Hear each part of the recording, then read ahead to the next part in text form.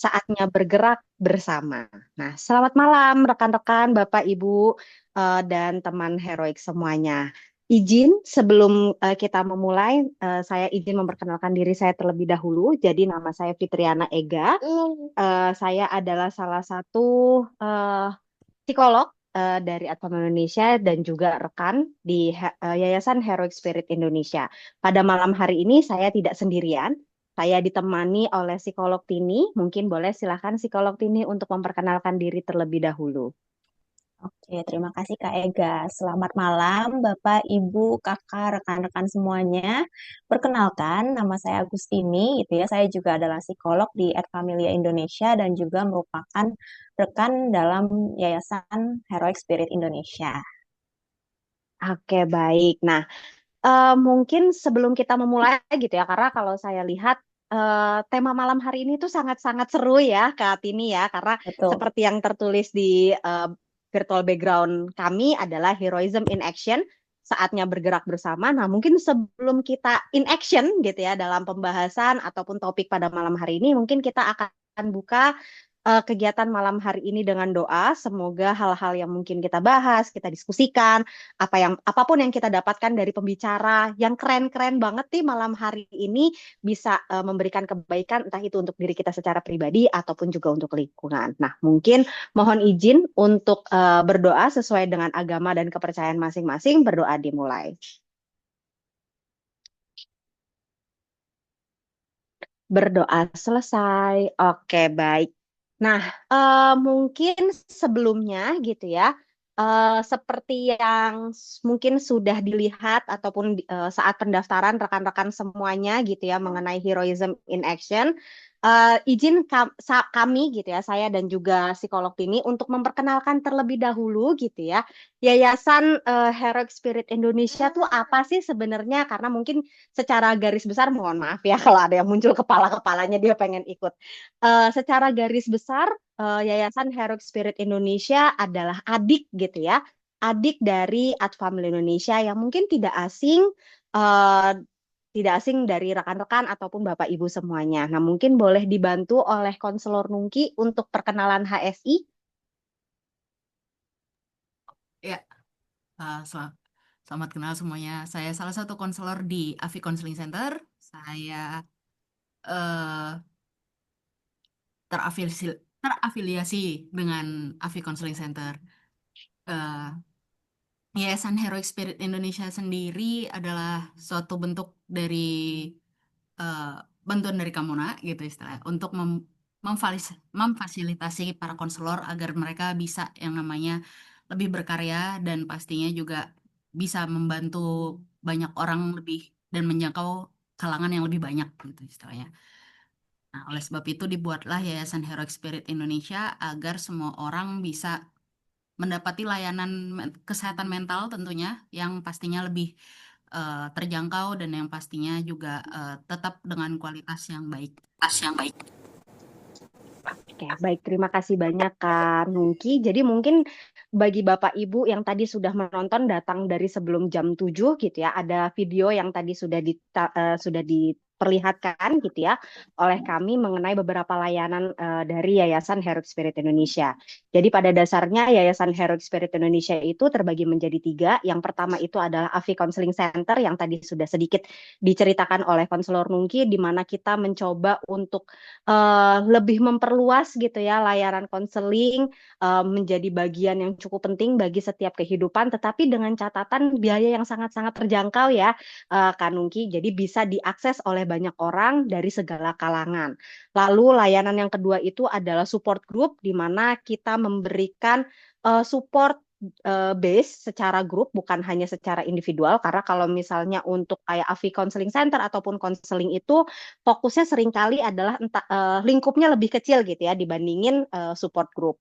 Sedangkan kalau yang bidang ketiga yang nanti pada malam hari ini mungkin akan lebih difokuskan yaitu mengenai chain of kindness, di mana kebaikan itu tidak hanya berhenti di satu tempat saja atau berhenti di lingkungan yang kecil saja, tetapi bisa menjadi rantai-rantai kebaikan yang lainnya gitu ya. Makanya di sini adalah heroism in action. Kenapa bisa menjadi heroism in action? Nanti akan dibahas lebih dalam oleh Ibu Mona Sugianto. Nah, sebenarnya mungkin nanti kita akan membahas lebih detail gitu ya. Tetapi kenapa sih diadakan webinar mengenai heroism in action? Pada dasarnya webinar pada malam hari ini adalah rangkaian ulang tahun gitu ya. Yang tadi juga mungkin rekan-rekan sudah lihat dari video, kita sudah merayakan ulang tahun yang pertama Yayasan Heroic Spirit Indonesia secara offline gitu ya, dengan rekan-rekan lainnya di kantor kami di AFI Counseling Center. Tetapi kami juga merasa sepertinya butuh nih untuk merayakan bukan hanya secara offline tetapi juga secara online. Nah, mungkin malam hari ini sebentar aja gitu ya Bapak Ibu dan juga teman heroik semuanya, kita akan menyanyikan bersama-sama ulang tahun tiup lilin secara online gitu ya. Nanti akan dibantu sama konselor Nungki.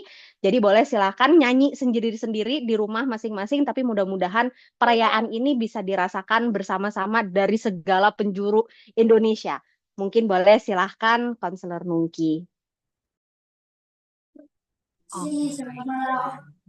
Ini aku akan ngeplayin video gitu istilahnya untuk biar kita bisa lebih merasakan perayaan ulang tahun kita. Oke, bentar ya. Pada lihat semua kan ya videonya? Udah kan? Ya. Happy birthday to you. Happy birthday to you. Happy birthday, happy birthday. Happy birthday to you. Birthday to you.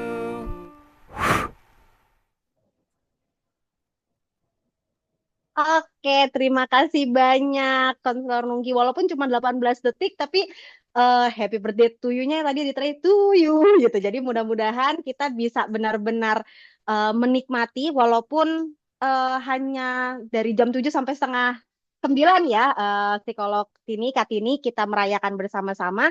Tetapi dari 1 tahun, mungkin kalau sedikit boleh bocoran gitu ya, dalam 1 tahun, walaupun usianya masih sangat-sangat muda, Yayasan Heroic Spirit Indonesia ini, tetapi karyanya mungkin ya sudah cukup banyak, sibuk sekali 1 tahun terakhir ini, malah mungkin rekan-rekan dari HSI ataupun juga Advan Indonesia mengatakan kayaknya HSI ini nggak ada istirahatnya, langsung kejar tayang semuanya gitu ya. Tetapi itu adalah bukti di mana kebaikan, si kindness ini, heroism ini tidak berhenti dari lingkungan yang kecil, tetapi juga bisa menyebar luas, yang diharapkan seperti bukan virus-virus kayak flu, tapi virus-virus kebaikan gitu ya, yang menyebar luas. Nah, untuk memaksimalkan gitu ya, mungkin pada malam hari ini, terima kasih yang sudah datang secara tepat waktu gitu ya, tapi agar tidak berlama-lama dan sampai kemalaman gitu ya, kita akan masuk ke dalam topik pembicaraan ataupun juga webinar yang mungkin sudah ditunggu-tunggu oleh rekan-rekan semuanya. Saya izin untuk memperkenalkan pembicara pertama kami, mungkin sudah pernah bertemu, sudah pernah mendengar Dr. Sugianto itu MPSI psikolog. Beliau adalah ibu, learner, psychologist, outreach, dan leader. Ibu Mona Sugianto adalah seorang ibu dari yang memiliki 3 putra, memiliki banyak sekali hobi-hobi, di antara lainnya adalah bermain gitar, piano, eksplor alam, menjadi pemulung alam kalau beliau mengatakannya, pencipta lagu, melukis, membaca, menulis puisi, dan artikel refleksi. Lalu juga membuat video fotografi, art and craft, cakupan minat yang sangat-sangat beragam, berkaitan dengan humanity, filsafat, psikologi, di antaranya adalah kriminolog, sejarah sosial, penelitian, sains, seni, spiritual, dan juga perdamaian. Ibu Mona Sugianto memiliki moto gitu ya, yaitu ramai di luar, hening di dalam, karena pribadi yang merdeka, nyeni, bertanggung jawab, kreatif, dan humoris. Beliau memiliki kepedulian tinggi terhadap sesama, tetapi sangat menikmati kesenian.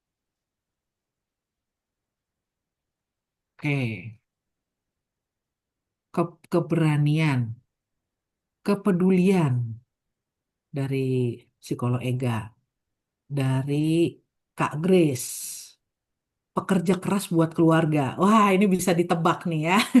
Dari keluarga atau orang tua ya, yang kita lihat, wah dia kerja keras, memberikan nafkah halal untuk keluarganya. Itu luar biasa, heroik sekali ya. Kasih sayangnya, aduh lembut banget ya. Jadi kita ngebayangin, oh hero-nya psikolog Tini itu kasih sayangnya yang menjadi nilai keunggulan.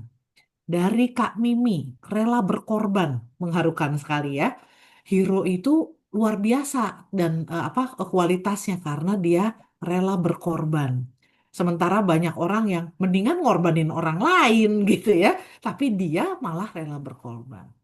Dari Kak Dewi, akhlaknya yang patut dicontoh, ketulusannya dan cinta kasih. Wah, ini hero yang lembut ya, seneng ya, tulus lagi. Aduh, semoga lebih banyak ya hero-hero seperti ini, tulus dan penuh cinta kasih. Dari Kak Nungki, ada untuk orang yang dikasihi. Itu hero banget. Dia hadir untuk orang yang dia sayangi. Bukan cuma ngomong, I love you, aku sayang kamu, I love you, aku sayang kamu. Tapi giliran dibutuhin nggak ada, hilang. Ya. Tapi dia menunjukkan, ada, saya hadir untuk orang yang saya sayangi, hebat. Dari Kak Indri, memikirkan greater good. Wah, ini mantep banget ya. Dia memikirkan yang lebih baik, kebaikan-kebaikan apa gitu ya. Orang yang sungguh-sungguh, orang yang serius gitu ya, orang yang bernilai ya. Wah, ini hebat banget.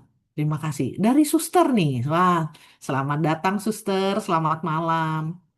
Dari kualitasnya karena kebaikan yang dilakukannya. Oke, ini hero-nya versi suster adalah karena dia perbuatannya, dari perbuatannya perbuatan baik. Ya, luar biasa ya. Terima kasih suster. Dari Kak Yasinta, kepedulian, penuh cinta, mengutamakan orang lain, tulus dan wah ini tambahan nih. Yang tadi yang di atas udah ada nih kualitas-kualitas ini ya, tapi tanpa pamrih gitu. Luar biasa sekali. Abis itu bukannya minta, oke aku bantu, tapi aku dapat apa? Oke aku bantu, tapi kamu pilih aku ya nanti kalau lagi pemilu gitu ya. Bukan seperti itu ya. Giliran kalah pemilu terus semua barang-barang yang dia bantu kemudian dirusak-rusakin, diambil-ambilin lagi, marah-marah ya. Bukan seperti itu. Keren sekali. Terima kasih Kak Yasinta untuk mengingatkan kualitas tanpa pamrih. Dari Kak Erni, menghendaki yang baik bagi orang lain. Luar biasa ya. Ini kualitas hero banget. Dari Taman Fioretti. Wah, ini suster atau rekan nih dari Panti Asuhan Taman Fioretti. Perhatian dan sabar. Wah, hero yang luar biasa ya. Bukan hero yang gerasa gerusu, tapi hero yang penuh perhatian dan sabar. Wah, itu luar biasa. Menyenangkan. Membayangkan hero-hero yang Bapak, Ibu, dan teman-teman sampaikan, kualitas-kualitasnya membuat hati kita jadi hangat. Ya, ini dari teman saya Hero ya, Pak Hero. Pak Hero menceritakan tentang kualitas hero. Halo Pak Hero, selamat malam. Kualitas hero-nya adalah kebaikan hati dan perhatian. Waduh, ini banyak kayaknya teman-teman mengungkapkan hero-hero yang lembut dan hangat ya, menghangatkan sekali. Tentu masing-masing dari kita kalau ada lagi welcome saja, mari cari orang-orang yang memang bagi kita, oh ternyata dia punya semangat kepahlawanan. Mungkin dia bukan orang jauh gitu ya, ada di sekitar kita, tapi kita lihat, wah dia ada kualitas kepahlawanan ya. Seperti kita ada di sini, berarti kita di sini ingin mencoba merefleksikan dan ingin kemudian kita juga saling menguatkan bahwa nilai-nilai kepahlawanan itu penting. Nah, terima kasih untuk teman-teman yang sudah refleksi singkat sebagai check-in malam ini. Anggaplah pemanasan sebelum kita anget-anget kepalanya. Jangan sampai kemudian panas sih gitu ya. Anget aja cukup gitu ya untuk merefleksikan tentang hero. Ada 4 alasan mengapa di abad ini, jadi setiap masa itu punya pahlawannya. Itu orang bilang begitu gitu ya. Dan saya percaya setiap masa, setiap zaman itu ada pahlawannya. Dan pahlawan di setiap zaman itu dibutuhkan sesuai dengan kondisi zaman itu. Mungkin saat ini kita tidak terlalu membutuhkan hero-hero yang mengangkat senjata, yang siap untuk membela gitu ya. Mungkin tidak dalam kondisi perang sehingga kita tidak terlalu perlu saat ini gitu ya. Kondisi ini mungkin saat ini membutuhkan hero yang kualitasnya lebih lembut. Mungkin hero yang lebih hangat. Mungkin hero yang lebih tulus. Mungkin hero yang pandai menemukan kebaikan dari orang-orang lain. Misalnya seperti itu ya. Zaman ini butuh banget hero, kenapa? Tentu sesuai dengan permasalahan zaman sekarang. Abad 21 seperti sekarang, mengapa kita butuh banget? Ada empat hal yang sangat apa ya, inti di dalam abad ini, yang kita bilang sekarang ini ada permasalahan sehingga kita butuh hero di situ. Yang pertama, adanya krisis empati di era digital ini.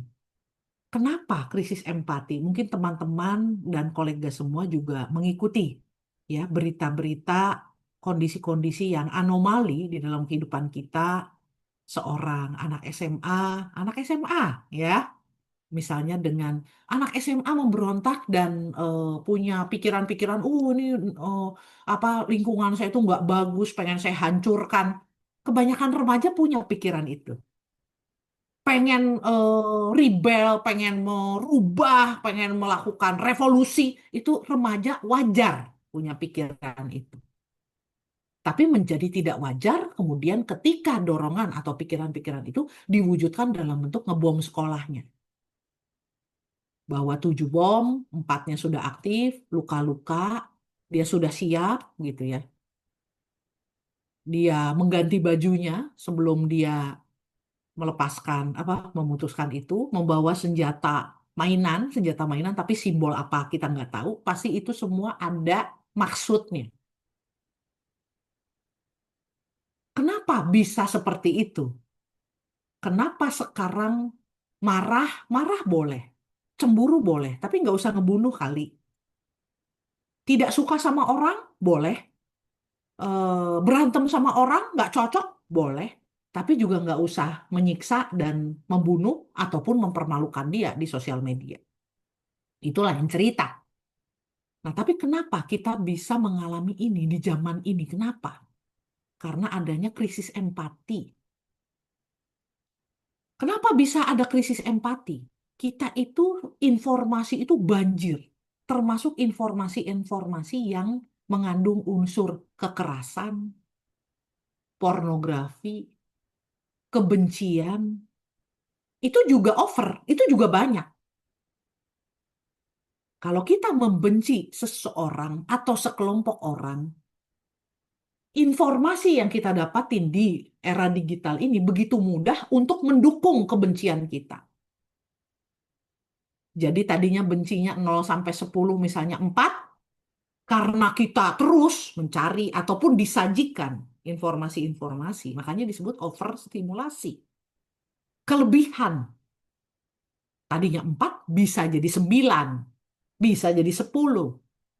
Tadinya nggak mau ngebunuh, cuman sebel-sebel aja, bisa jadi pengen ngebunuh, bahkan bukan hanya pengen, ya sudah, gua upayakan tindakan-tindakan itu. Itu yang disebut desensitisasi. Jadi makin lama kita makin terpapar, yang tadinya ketika ngelihat pertama kali kekerasan gitu ya, wih sadis banget tuh, berdarah-darah, serem ah. Karena overstimulasi, itu jadi biasa. Tidak lagi terlalu mengerikan bagi kita. Itu efeknya. Jadi kenapa sangat disarankan, meskipun di era yang sekarang informasi itu mudah, justru di era ini kita perlu mendampingi anak-anak dan remaja kita tentang konten. Saya selalu bilang ke 3 anak saya, ada 3 yang bisa membahayakan kita. Pikiran kita, ya, kebersihan hati kita, perasaan-perasaan kita. Satu, konten kekerasan. Ya, bunuh-bunuhan, darah, bacok-bacokan, apapun. Pokoknya yang sadis-sadis. Yang kedua, pornografi. Belum waktunya, saya bilang ke anak-anak saya. Ada waktunya nanti, dan itu pun bukan eksploitasi. Ada waktunya di mana kalian akan menggunakan tubuh kalian untuk mencintai, untuk memberi dan menerima lewat intimacy, termasuk seksual intimacy. Pada waktunya itu sangat indah, dan itu sangat bermakna, itu sangat sakral. Bukan untuk diumbar-umbar, bukan untuk dipertontonkan, bukan untuk menjadi cemoohan atau pelecehan. Yang ketiga adalah konten-konten kebencian. Setiap orang boleh punya rasa suka, tidak suka, sebel, kesel, nggak cocok, boleh. Tapi bukan berarti kita boleh mengeluarkan gitu ya, ekspresi-ekspresi kebencian itu yang menyakiti orang lain dan merusak. Ada banyak cara untuk kita mengekspresikan ketidaksetujuan, ya, ketidakcocokan, ataupun protes-protes. Ada banyak cara. Nah, ini overstimulasi tadi. Lalu polarisasi politik dan sosial. Ini bukan hanya di Indo ya, bukan hanya di Indonesia. Tapi ini terjadi. Semua negara di dunia ini, semuanya ada pergolakannya. Bukan hanya negara kita. Memang ada sesuatu di zaman ini, di mana orang mudah panas, di mana orang mudah marah, di mana kesabaran mungkin menjadi nilai yang sangat langka. Jadi tadi ketika dikatakan hero-nya saya adalah hero yang sabar. Hero-nya saya adalah hero yang hadir untuk orang yang dicintai. Hero saya adalah hero yang peduli, menemani. Keren. Kenapa? Karena dunia sekarang krisis empati. Sehingga kita kalau toh empati itu ada, wah kasihan ya, terlalu banyak penderitaan, bisa capek juga. Nah, hero di sini hadir sebagai antidot, menghadirkan kedekatan manusiawi, mengingatkan kembali kita bahwa kita manusia dan sesama kita adalah manusia. Di sini nomor satu krisis empati. Berarti butuh hero yang empati, yang baik hati. Yang kedua, krisis makna individu. Ini menurut Frankl ya, dan saya setuju. Padahal ini udah lama banget. Di zaman Perang Dunia II. Berarti dari sekitar 1940-an. Mohon maaf, apakah masih terdengar saya? Halo? Masih Iya, Kak Kak, Muna. Oh, masih. masih ya? Iya, Mhm. soalnya di sini apa? Ya, saya layarnya tiba-tiba gelap. Terima kasih ya. Oke, jadi kalau Frankl itu mengatakan dari zaman 1942-an lah gitu ya, 1942 sampai 1945. Tepatnya kapan saya nggak tahu.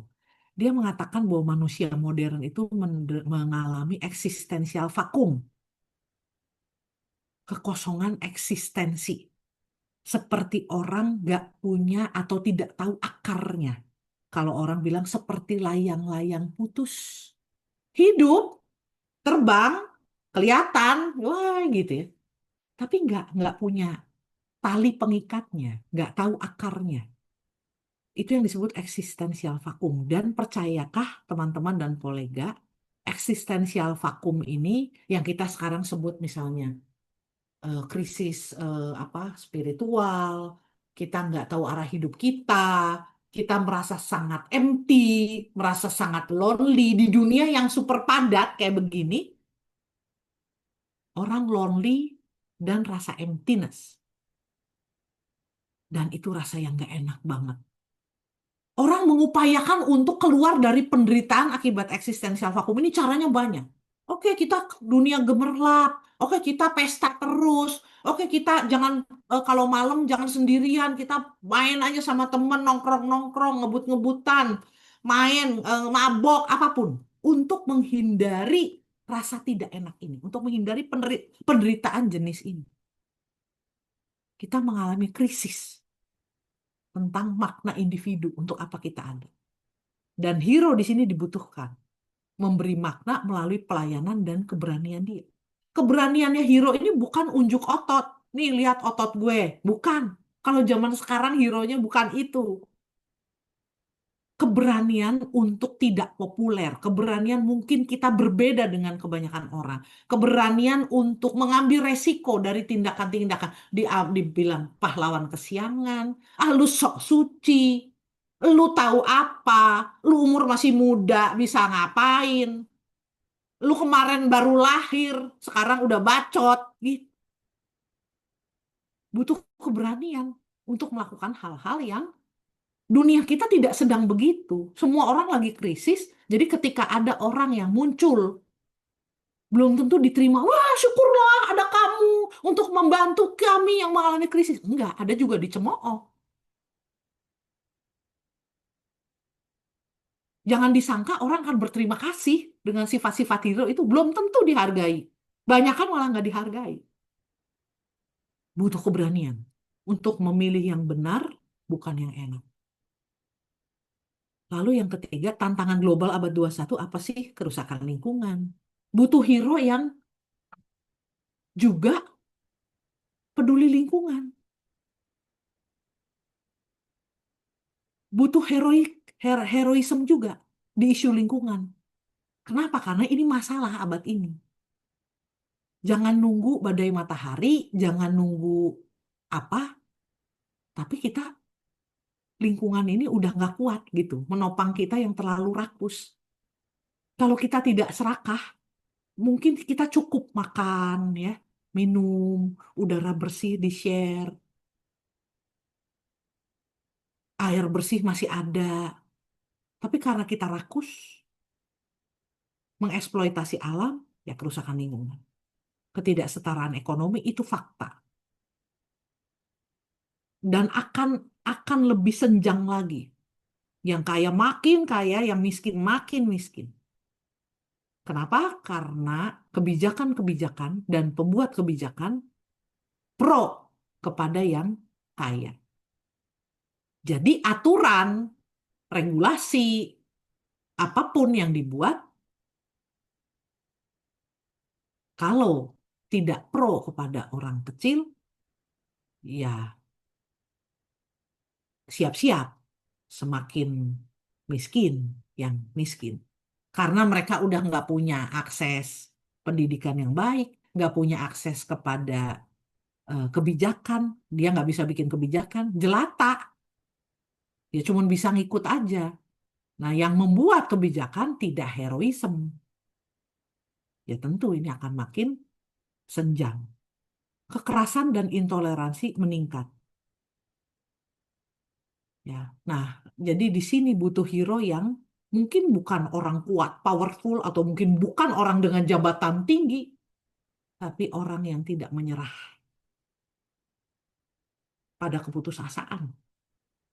Kita butuh hero yang tidak menyerah pada keputusasaan. Meskipun mungkin dia bukan punya jabatan tinggi.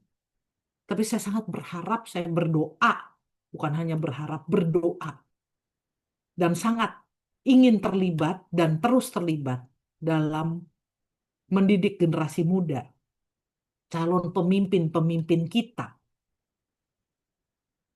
Kita perlu berkontribusi lewat itu. Kita mungkin tidak bisa mengubah yang lalu. Ya sudahlah, negara kita begini. Ya sudahlah, dunia ini udah begini gitu. Udah hancur, carut marut.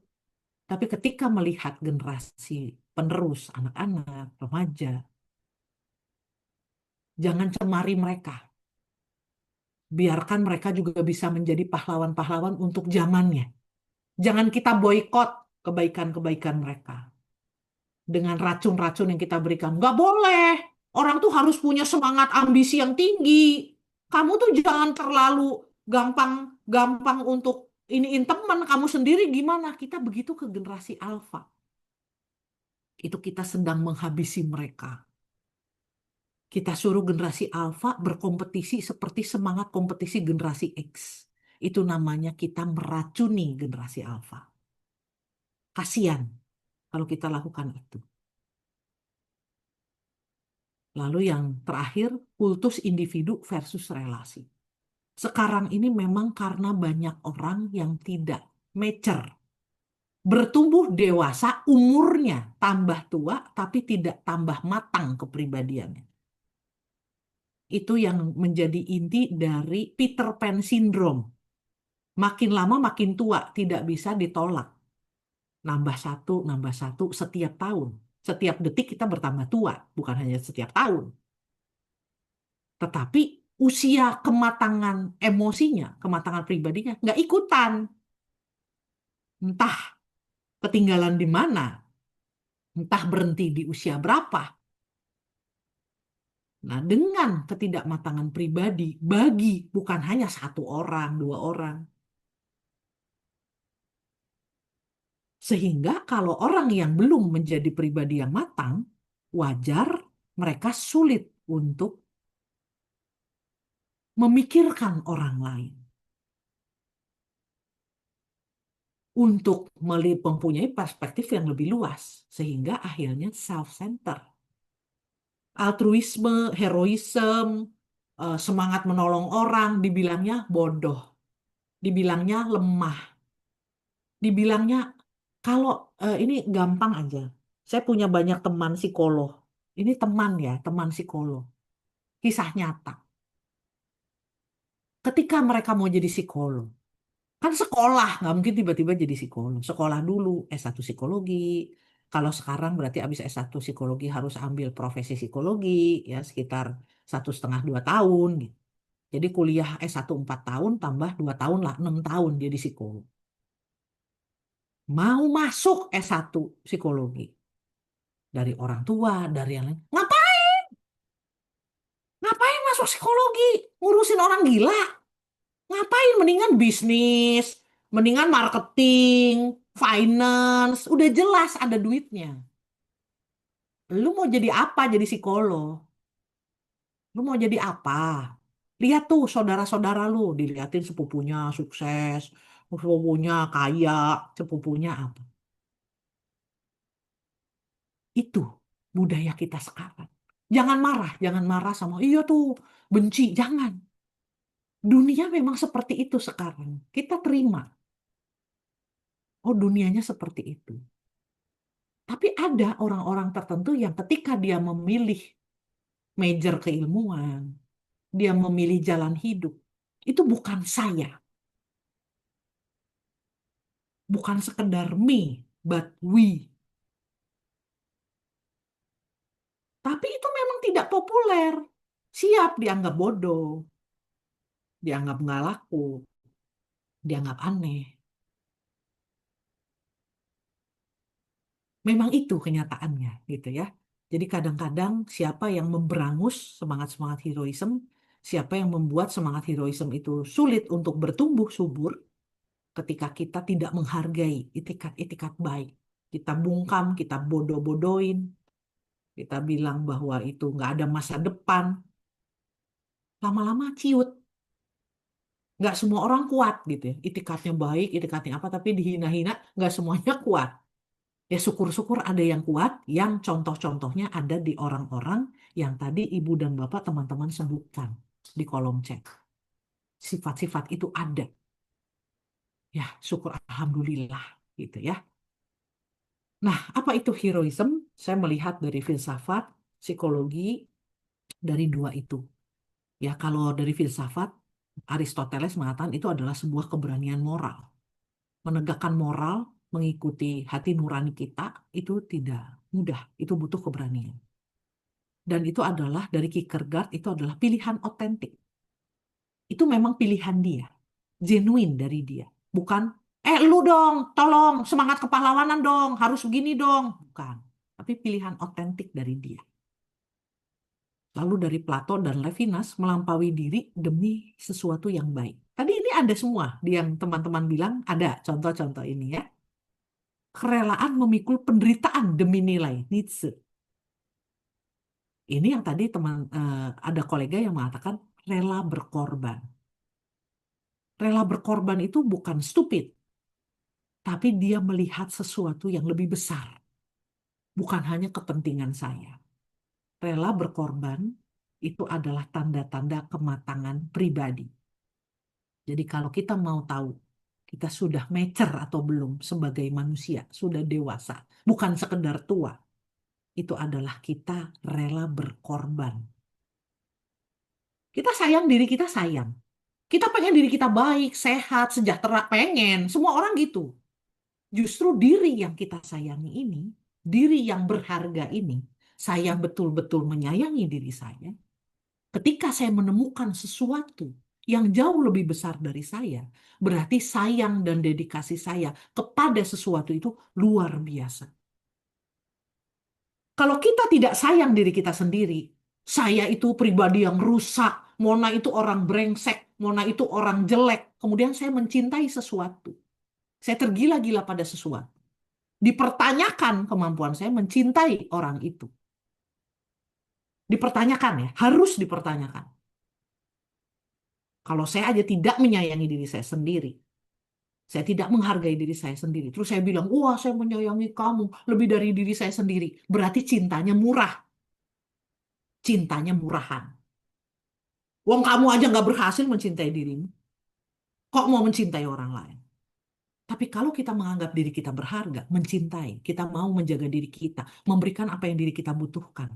Kita makan yang sehat, kita pola hidup yang baik. Kita tidak mau melakukan hal-hal yang bertentangan dengan hati nurani kita. Ketika kita mencintai, ketika kita berkarya dan melakukan untuk kebaikan orang lain, itu berarti cinta kita sangat berharga. Saya mencintaimu dengan semua kepenuhanku. Bukan saya mencintaimu dengan semua kekuranganku yang hancur ini, yang jelek ini, yang aku sendiri nggak suka. Tapi aku mencintai kamu. Pertanyakan itu. Pertanyakan itu. Maka kenapa banyak pernikahan berantakan?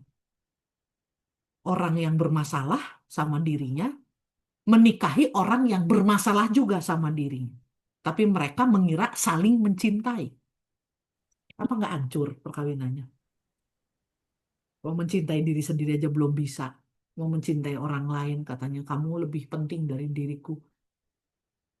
Yang disebut rela berkorban, memikul penderitaan itu demi nilai-nilai luhur itu dengan semua kegenapan kita.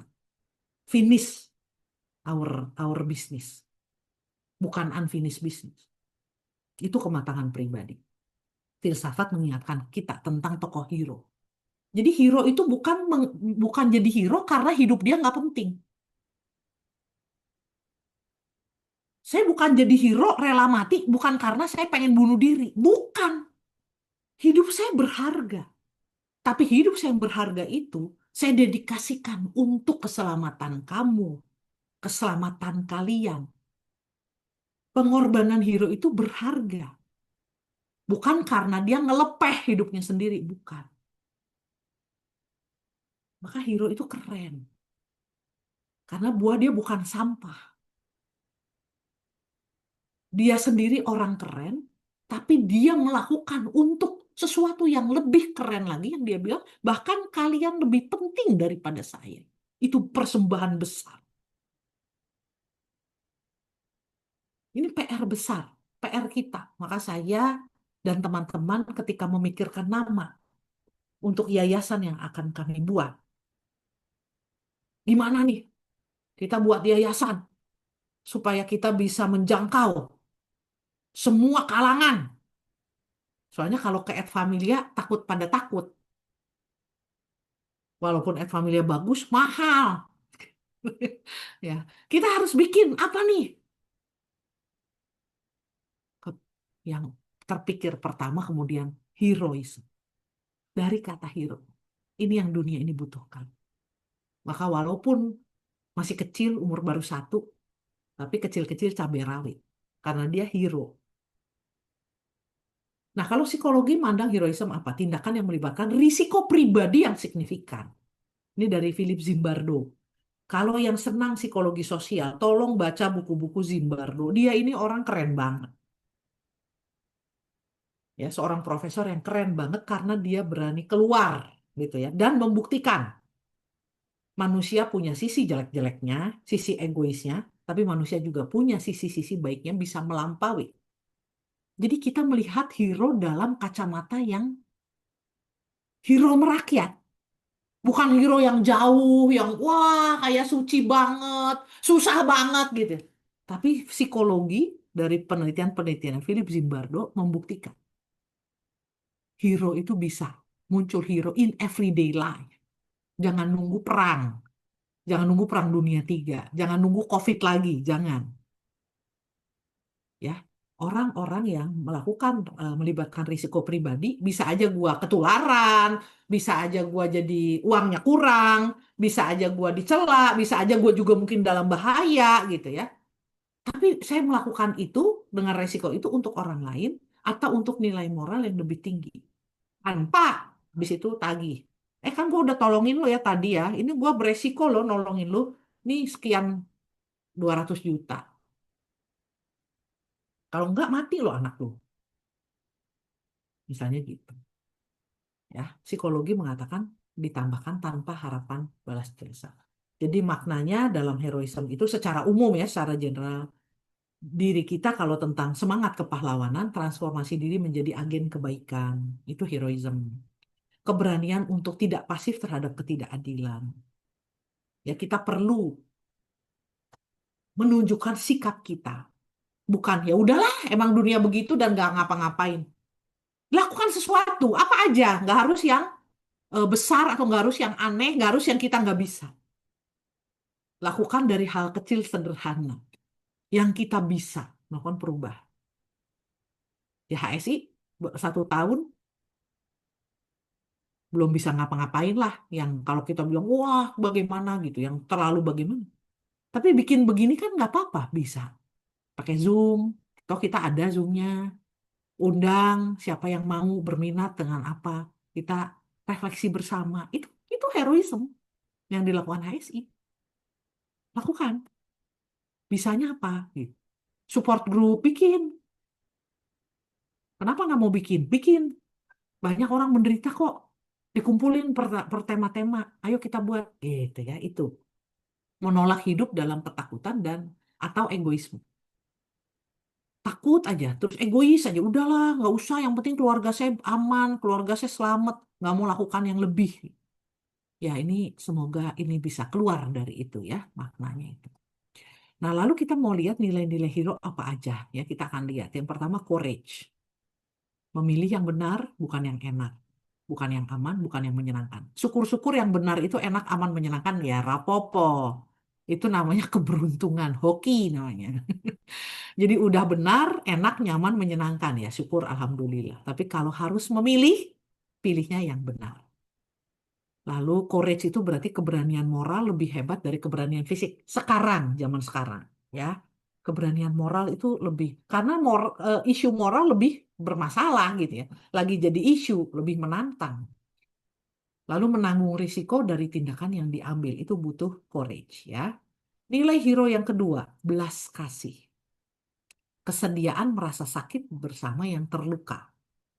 Dan itu menjadi dasar semua tindakan heroik altruistik, ya, compassion. Nanti saya akan bahas lebih banyak tentang compassion. Lembut yang sangat kuat. Jadi compassion itu lembut, nggak mengancam, hangat, tapi powerful banget. Jadi kalau teman-teman melihat, kalau kita menyayangi seseorang atau sesuatu, kita ingin dia sejahtera, kita nggak mau dia menderita.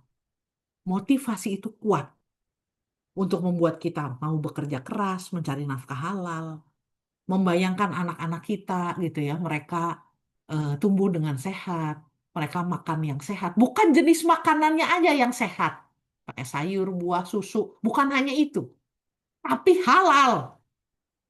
Cara mendapatkan uang untuk memberikan mereka makanan itu halal. Kita ketika ngelihat mereka makan dengan lahap gitu ya, dari nafkah halal kita, kita ngelihat ih indah ya gitu. Itu lembut, perasaan kita lembut, tapi sangat kuat.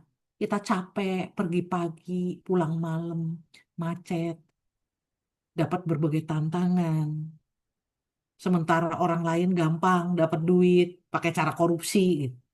Kita tetap, saya nggak mau memberikan keluarga saya nafkah yang tidak halal. Karena apapun yang saya kasih, saya belikan, itu akan mencelakakan mereka. Itu hukum tanam tuai. Hukum tanam tuai itu berlaku di dunia ini, kita suka atau tidak suka. Kita tanam, itu yang kita tuai. Nggak bisa beda dari itu selama kita hidup di dunia ini. Nah, itu compassion mengingatkan kita. Dia lembut tapi sangat kuat. Ya, luar biasa. Integrity. Ya, jadi tadi ada yang bilang bahwa kejujuran, integritas, yes. Selaras antara pikiran, kata, dan perbuatan itu integrity. Jadi hero itu bukan sampah. Hero itu bukan makhluk tidak penting. Hero itu bukan orang yang tidak tahu arah atau tidak mencintai hidupnya. Justru karena dia berharga, semangat dan karya kepahlawanannya menjadi semakin bernilai. Hero tidak memanipulasi kebenaran. Jadi kalau orang memanipulasi kebenaran, berarti dia bukan hero. Gitu aja. Nggak masalah gitu ya. Nggak usah marah, nggak usah didemo, nggak usah. Nggak usah dihina-hina, nggak usah. Tapi kita, dia memanipulasi. Sejarah bisa dia ubah sendiri suka-suka dia. Sesuai kepentingan dia. Yang bukan pahlawan, jadi seolah-olah pahlawan. Yang penjahat malah jadi tokoh utama. Misalnya ya, ini misalnya. Jadi kalau kita melihat begitu ya sudah. Oh, memanipulasi kebenaran ya udah bukan hero.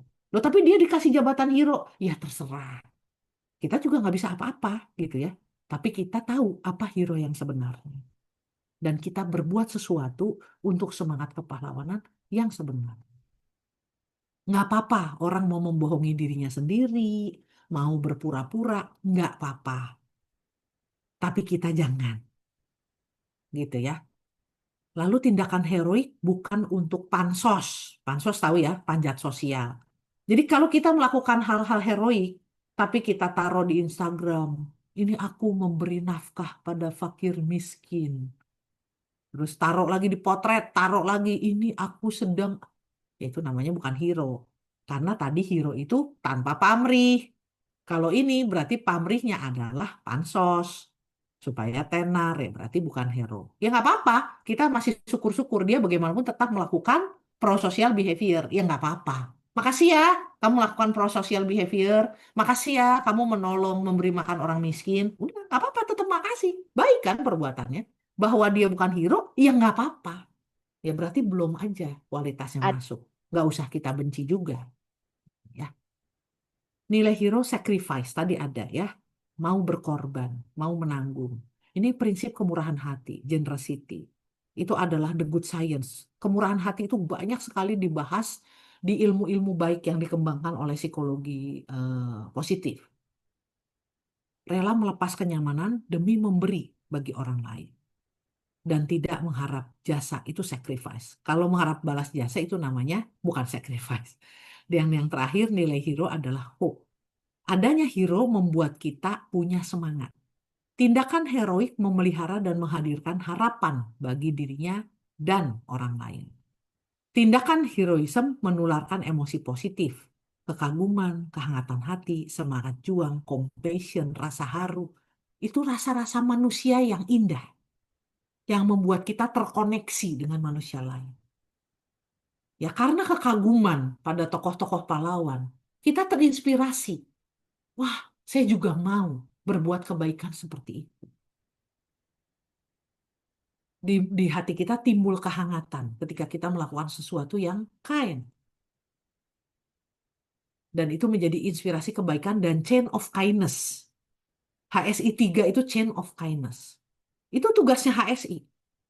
HSI yang kecil, masih 1 tahun, masih bayi, gimana caranya bikin chain of kindness.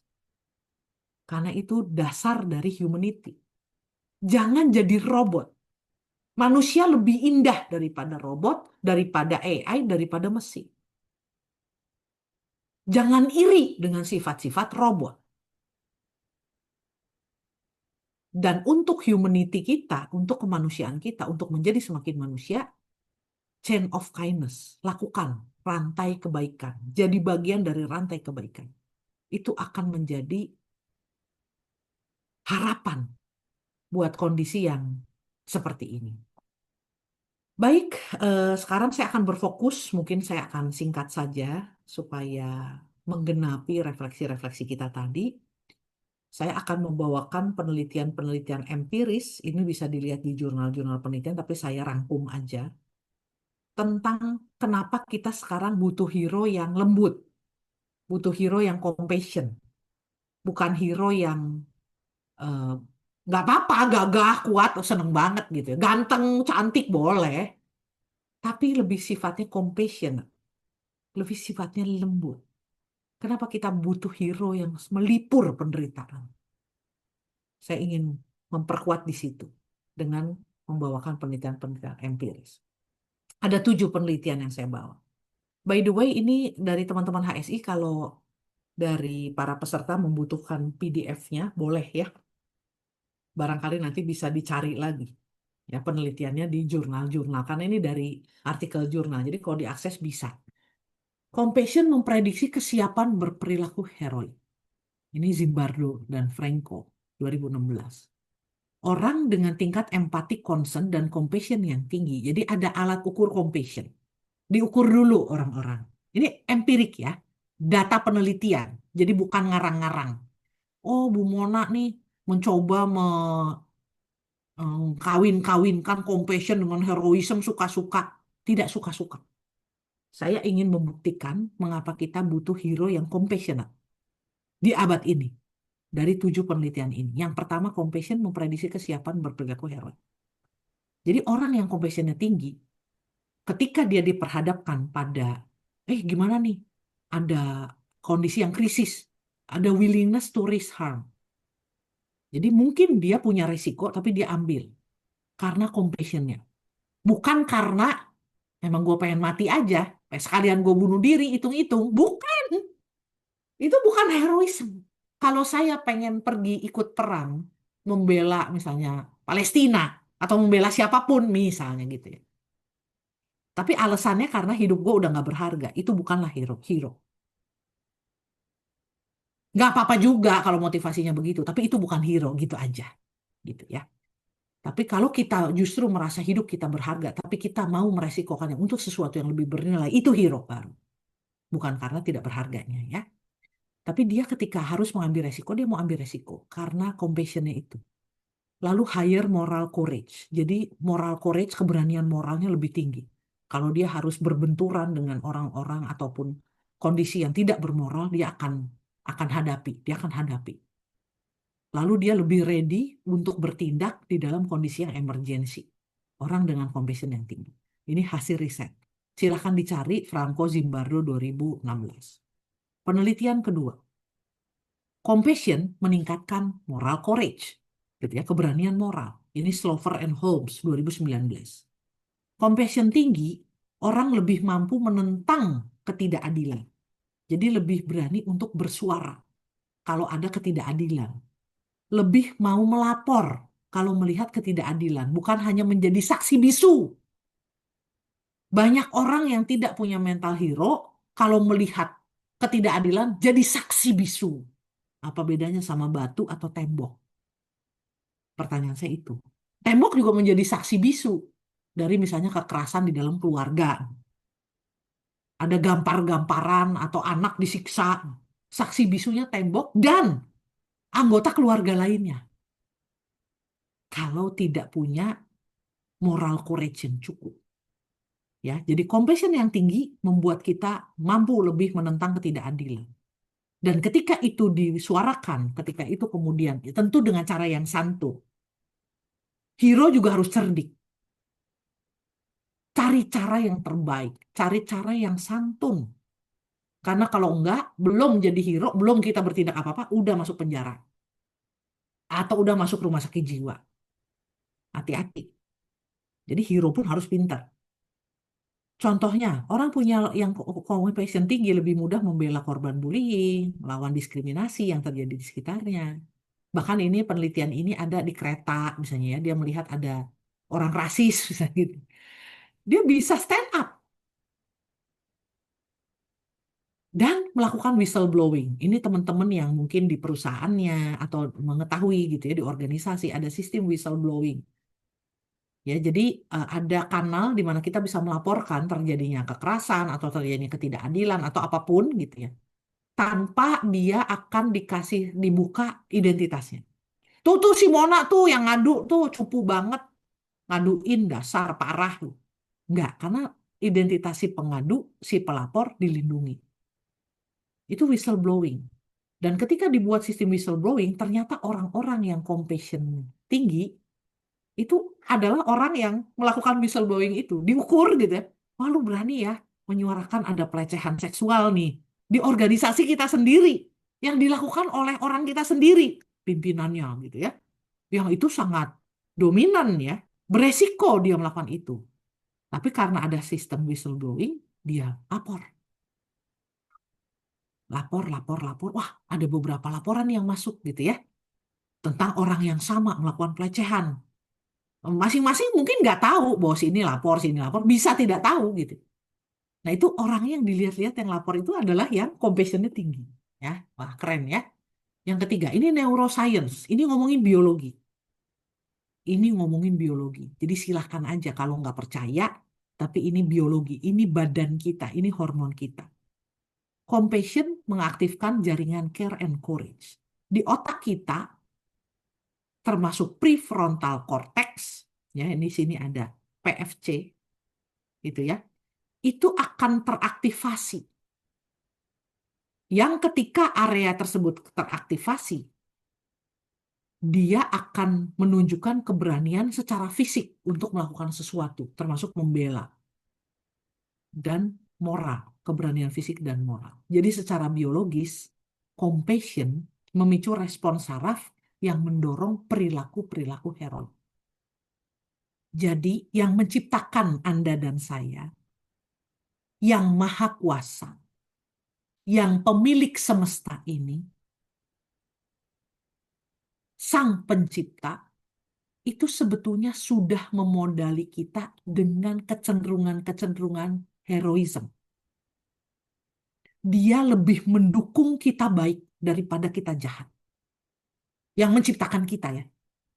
Karena badan kita dari otak, hormon, dan semua, kalau kita mau melakukan hal baik, itu dipermudah. Yang lebih susah itu kalau kita jadi jahat. Itu sebetulnya lebih susah. Jadi aneh kalau sekarang penjahat banyak.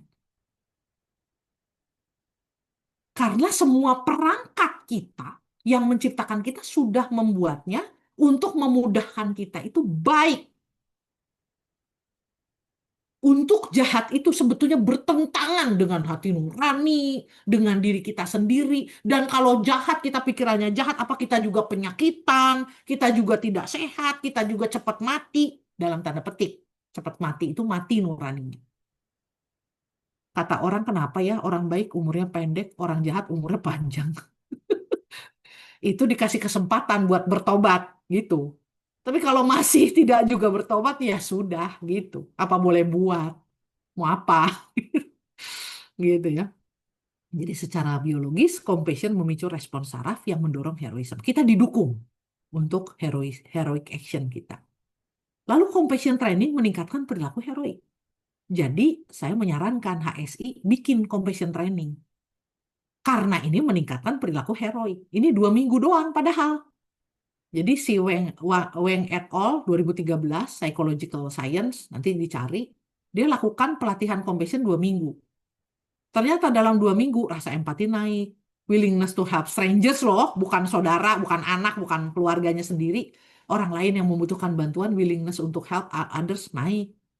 Keputusan membantu meski mengorbankan diri naik. Artinya compassion bisa dilatih. Kenapa bisa dilatih? Karena kita sudah punya sebetulnya itu di dalam diri kita. Kita udah punya kanalnya di dalam diri masing-masing. Otak dan hormon kita mendukung. Kemudian ketika itu dilatih, lebih mantap lagi. Heroisme mikro tuh everyday life, dalam kehidupan sehari-hari sesuai dengan peran kita masing-masing. Nggak usah heroisme, kita pergi perang, nggak usah. Gitu ya. Lalu prososial ekstrim, ini tindakan prososial yang ekstrim-ekstrim, yang gede-gede, misalnya kayak seorang ibu menyelamatkan anaknya dari serangan beruang, dia dicabik-cabik, itu prososial ekstrim. Ada seorang yang rela nyemplung ke laut untuk membantu seseorang yang tenggelam, padahal ombak lagi gede. Spontan aja gitu. Itu prososial ekstrim. Ada pemadam kebakaran ya, memang dia udah dilatih. Tapi bagaimanapun kobaran api itu menakutkan. Tapi dia mengambil resiko, dia tetap masuk ke dalam kobaran api. Itu contoh prososial ekstrim lah ya. Resikonya tinggi artinya untuk dia sendiri bisa mati. Itu berasal dari empati dan compassion, bukan dari yang lain. Studi oleh Falk 2016 terhadap individu yang menyelamatkan orang lain dalam situasi berbahaya menunjukkan skor compassion mereka jauh lebih tinggi dari populasi normal. Ketika diwawancara, ngapa lu? Gak takut mati lu? Gila lu ya? Gitu ya. Di diwawancara dia bilang, saya nggak tahan lihat orang itu menderita. Apa itu tidak tahan melihat orang itu menderita? Sama dengan compassion. Compassion dorongan untuk mengurangi penderitaan orang. Saya nggak tahan lihat orang itu menderita. Tahu kan lu bisa mati? Ya nggak tahu, nggak dipikirin gitu ya. Ya emang kalau dipikir-pikir ya bisa mati. Tapi saya nggak tahan lihat orang itu menderita. Dan ini keren banget. Compassion sebagai buffer rasa takut. Jadi kenapa hero itu berani? Karena compassionnya membantali rasa takutnya. Jadi rasa takutnya berkurang. Levin 2020, ini baru nih penelitiannya ya. Compassion mengurangi aktivitas amigdala atau pusat ketakutan. Jadi ini dukungan biologi juga. Sehingga seseorang lebih berani bertindak, termasuk tindakan-tindakan yang mungkin bisa beresiko untuk dirinya. Jadi compassion bukan hanya lembut, tapi juga kuat karena dia membebaskan kita dari ketakutan. Orang pemberani itu bukan orang yang tidak punya rasa takut atau tidak kenal rasa takut. Kalau orang tidak kenal rasa takut, dia tidak bisa disebut berani. Orang berani itu justru dia takut, tapi dia bisa melampaui ketakutannya. Maka kalau kita semua dibilang, wah kamu nih penakut, bukan berarti kita nggak bisa jadi pemberani. Justru karena banyak modal takut, ketika kita lampaui, disitulah keberanian. Makanya kenapa hero itu berani, kalau landasannya compassion. Dan ini yang terakhir, social heroism, compassion terhadap kelompok rentan, penelitian Friedman dan Rath, ini juga baru 2022 menunjukkan bahwa compassion kolektif memprediksi tindakan heroik sosial. Jadi ketika compassion 1, compassion 2, orang-orang compassion, tertular compassion, lalu kemudian rame-rame secara kolektif compassion, itu akan jadi heroik sosial, akan jadi gerakan. Termasuk aktivis, advokasi, keberanian moral publik. Jadi jangan khawatir, umur baru 1 tahun HSI, kita melakukan hal-hal kecil sederhana, hal-hal yang seperti ini gitu, nggak apa-apa, lakukan terus. Nanti suatu saat compassion kolektif memprediksi heroik sosial. Akan ada perubahan besar. Tidak perlu kita yang, wah saya harus besar karyanya, nggak perlu. Mekanisme akan membuat seperti itu. Semesta akan mendukung. Ketika dibutuhkan waktunya sudah genap, orang semakin gerah dengan ketidakadilan, tapi saya hanya berharap cara yang baik. Jangan bangsa ini mengulang kesalahan yang sama dan menimbulkan penderitaan yang lebih berat dan lebih lama. Kita perlu memikirkan cara yang lebih benar, cara yang lebih baik, cara yang lebih bermanfaat untuk tindakan-tindakan heroik sosial. Bukan saya bilang bahwa, wah saya nggak mau ada korban di dalam pihak saya ketika melakukan gerakan gitu. Bukan. Kita tahu bahwa semua gerakan, semua hal perubahan itu selalu ada resiko. Tentu akan ada korban. Dalam tanda petik korban itu macam-macam ya. Bukan harus korban nyawa juga ditembakin, bukan. Dan jangan pakai cara-cara yang membuat orang-orang kita ditembakin, jangan. Kalau karena saya dulu ikutan di dalam 98 pergerakan. Ikutannya jangan disangka saya hebat ya, enggak. Saya betul-betul hanya ikut gitu ya. Bukan perancang, bukan gitu ya. Saya enggak sekeren itu. Pada waktu itu setelah UTS saya memutuskan untuk ikut demo. Benar-benar hanya ikut ya, bukan. Kalau suami saya iya, dia aktivis. Suami saya aktivis. Dia pemberani sekali, luar biasa. Tapi di situ saya melihat ya, terutama kayak acara Kamisan gitu. Mamanya Wawan, Wawan anak Atmajaya ya, yang ketembak mati waktu eh, dia menolong orang. Dia tim KSR, Kop Sukarela, Atmajaya. Dia lagi menolong orang terluka, entah ter, saya nggak tahu. Pokoknya ya, saya katakan entah tertembak, dia meninggal lah. Jadi padahal dia lagi menolong orang ya. Dia ikutan demo sebagai tim Kop Sukarela. Dia menolong orang-orang yang terluka. Di Hall B di Unika Atmajaya pada waktu itu banyak darah karena banyak yang luka. Ya, jadi di ubinnya itu banyak darah. Ya, karena saya ada di sana. Nah, di situ saya melihat kehilangan Wawan bagi seorang ibu tahu bahwa anaknya melakukan hal baik, tahu bahwa justru dengan adanya ini kita jadi bisa terjadi perubahan yang luar biasa di negara kita. Tapi melihat penderitaan sampai sekarang masih dilakukan Kamisan. Seorang ibu yang kehilangan anaknya itu penderitaannya tidak terperikan. Ya. Jadi kalau bisa dengan cara-cara yang lebih halus, dengan cara-cara yang eh, lebih baik, mungkin bisa dilakukan. Masa iya sih kita harus kayak negara tetangga kita yang harus menelanjangi pejabat-pejabatnya? Masa harus seperti itu Indonesia gitu ya? Kita sudah mengalami yang kemarin gitu ya, kolor dikibar-kibarin, kolor istri pejabat gitu. Terus apa mainannya Iron Man diambil-ambilin gitu ya, sampai orangnya kabur mungkin nggak tahu berani nggak dia pulang gitu. Tapi ya masa harus seperti itu? Jangan membalas kejahatan dengan kejahatan. Jangan menghakimi maling sambil kita maling. Itu bukan hero. Jadi kita bilang maling kamu, koruptor kan sama dengan maling. Tapi kita sendiri malingin barang dia gitu. Itu kan juga nggak benar. Ya, jadi please coba kita nanti suatu saat mungkin heroik sosial ini akan ada pada waktu yang tepat. Nah, ini saya merangkum aja hubungan antara compassion dengan heroism.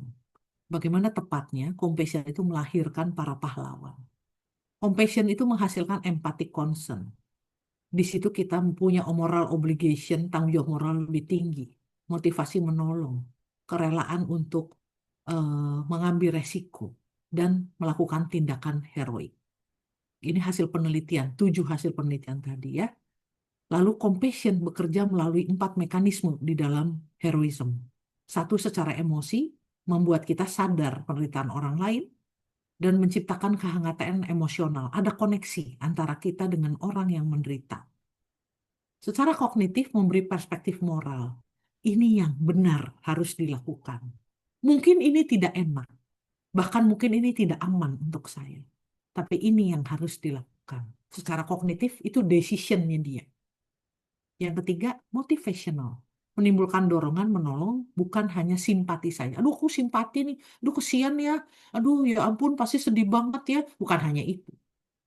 Tapi dorongan untuk menolong. Dan akhirnya masuk ke behavioral, perilaku. Mendorong tindakan meski berisiko.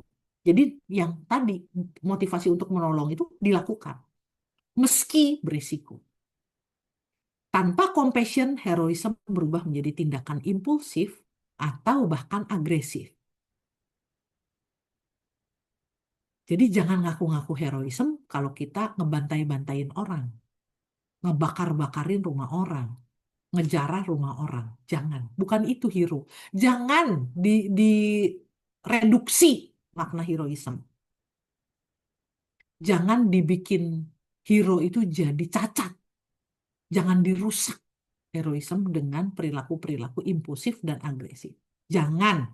Sekali-kali jangan. Kasihan. Kalau sampai rusak, heroism itu dicampuri dengan impulsif atau agresif, udah nggak bisa bangkit lagi dunia ini. Percaya sama saya. Nggak bakal bisa bangkit lagi. Udah, hancur kita. Karena hero sama dengan impulsif dan agresif. Hero sama dengan malingin, ngejarahin rumah orang. Hero sama ngebakar-bakarin rumah pejabat misal. Jangan. Dengan compassion, heroism menjadi tindakan moral. Bukan hanya sekedar tindakan berani mengambil resiko. Tapi dengan compassion, heroism menjadi tindakan moral. Baik, terima kasih teman-teman, kolega semua. Terima kasih sudah eh, eh, memberikan eh, perhatian dan mau berefleksi bersama saya. Semoga sesuai dengan tagline-nya Heroic Spirit Indonesia, Create a Better World. Semoga ini bisa terjadi. Create a Better World itu bukan wah jeng jeng sesuatu yang gimana. Create a Better World itu adalah sesuatu yang mulai dari hal kecil sederhana. Terima kasih untuk atensinya. Saya akan stop share. Saya akan kembalikan kepada psikolog Ega dan psikolog Tini. Terima kasih. Oke, baik. Terima kasih, Bu Mona, atas materinya yang sangat reflektif gitu ya. Kita jadi tahu nih ya Kak Ega ya terkait tentang hero gitu ya, nilai-nilai hero itu sendiri dan bagaimana compassion itu melahirkan hero gitu ya, bagaimana dengan compassion, heroism itu menjadi satu tindakan moral gitu. Itu yang saya sangat highlight tadi di akhir, sangat luar biasa gitu ya. Nah, Betul. mungkin sebelum kita berlanjut gitu ya pada pembicara kita berikutnya, mungkin kita bisa berfoto bersama dulu mungkin ya Kak Ega ya gitu ya dengan teman-teman heroik semua, dengan Kak Cindy, Kak Nungki, dan Kak Mona. Bagi teman-teman heroik, mungkin boleh yang bisa menyalakan kamera, dipersilahkan.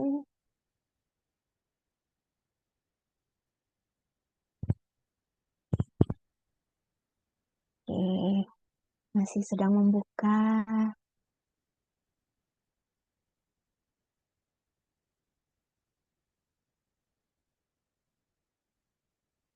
Oke, sudah semua. Baik. Oke, kita mulai ya untuk berfoto ya. Di sini ada dua tampilan. Jadi saya akan hitung satu sampai. Oke, nggak apa-apa Kak Gracia. Oke, saya akan hitung 1 sampai dengan 3. Nanti mungkin boleh ditahan senyumnya gitu ya. Karena tidak tahu nih di halaman yang keberapa teman-teman heroik semua. Oke, 1, 2, 3. Oke, 1, 2, 3. Oke, terima kasih untuk semuanya. Nah, mungkin sekarang kita lanjut gitu ya pada pembicara yang. Iya, halo suster. Oke, nah sekarang kita mungkin bisa berlanjut gitu ya pada pembicara kita yang kedua ini yang nggak kalah keren gitu. Tadi Ibu Mona sudah membawakan tentang hero gitu dan sekarang kita akan mendengarkan refleksi dari psikolog Cynthia gitu ya, psikolog Cynthia terkait sebetulnya dari mana sih hero itu bisa muncul gitu ya. Tentunya sedikit spoiler gitu, hero itu bisa muncul dari diri kita gitu. Nanti akan lebih dalam akan diberikan oleh psikolog sendiri. Nah, sebelum itu saya akan memperkenalkan terlebih dahulu gitu ya pembicara kita, yaitu psikolog Cynthia Bisono gitu ya. Cynthia Bisono empathy psikolog gitu. Beliau lulus S2 Magister Profesi Psikolog Klinis di Unika Atmajaya di tahun 2021. Selain itu beliau juga menjalani pendidikan nonformal sebagai fasilitator prepare enrich marriage dan cognitive behavior therapy. Dalam karirnya gitu ya, dalam karirnya beliau memiliki pengalaman terkait masalah regulasi emosi, kecemasan, depresi, panik, perilaku melukai diri, konflik relasi dalam keluarga, pengalaman traumatis di masa kecil, dan masih banyak lagi gitu ya pengalaman-pengalaman beliau yang sangat luar biasa.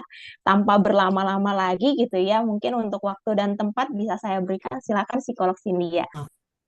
Oke, terima kasih Psikolog Tini untuk sambutan yang sangat hangat gitu ya. Selamat malam Bapak Ibu dan juga teman-teman heroik semuanya. Tadi lihat dari ada LKSA Taman Viroti asik banget gitu ya, rame-rame kayaknya kayak nobar gitu ya. Rame-rame seru banget gitu. Nah, kita akan dengerin sama-sama lagi untuk yang berikutnya. Ini akan saya izin untuk share sebuah refleksi atau ajakan untuk bergerak bersama gitu ya. Saya izin share screen dulu.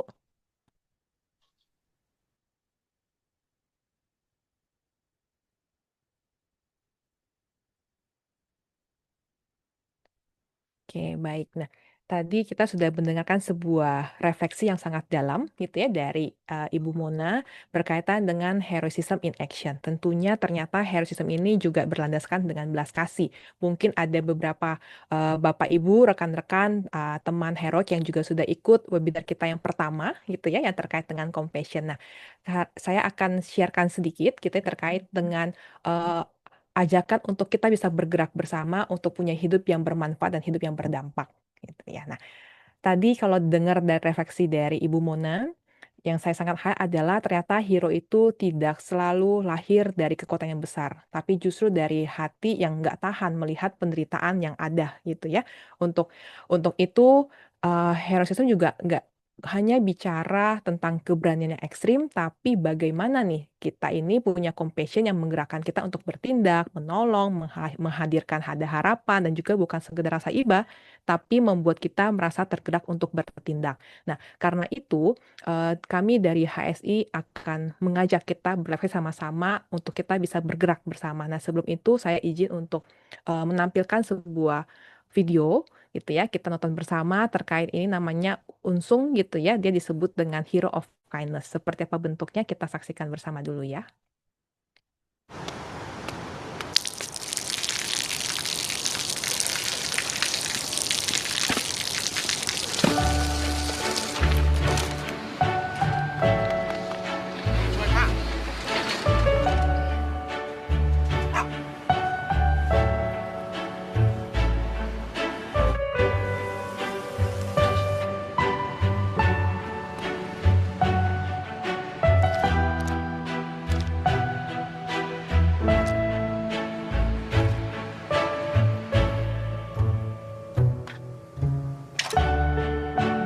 เขาจะได้อะไร ถ้าเขาทำแบบนี้ทุกวัน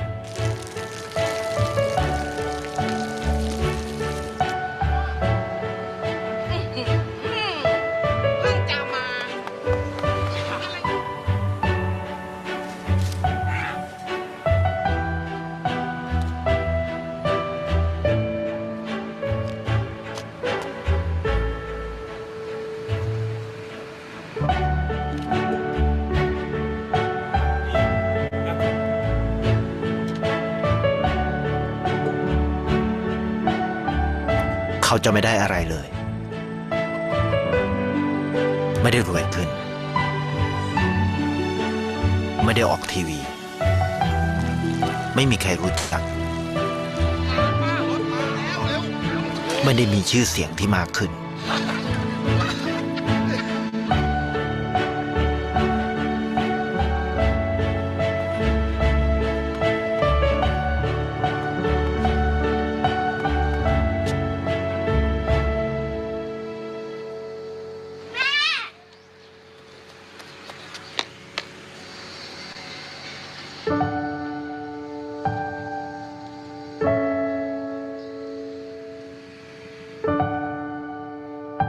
เพราะสิ่งที่เขาได้ คือได้แค่ความรู้สึก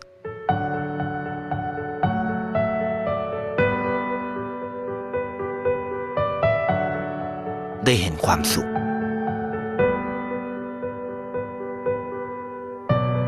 ได้เข้าใจ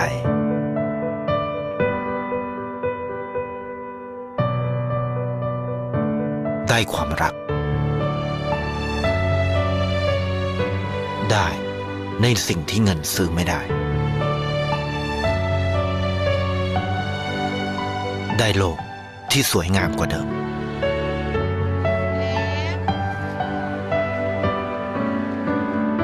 ในชีวิตคุณ อะไรคือสิ่งที่คุณต้องการมากที่สุด ไทยประกันชีวิตเชื่อในความดี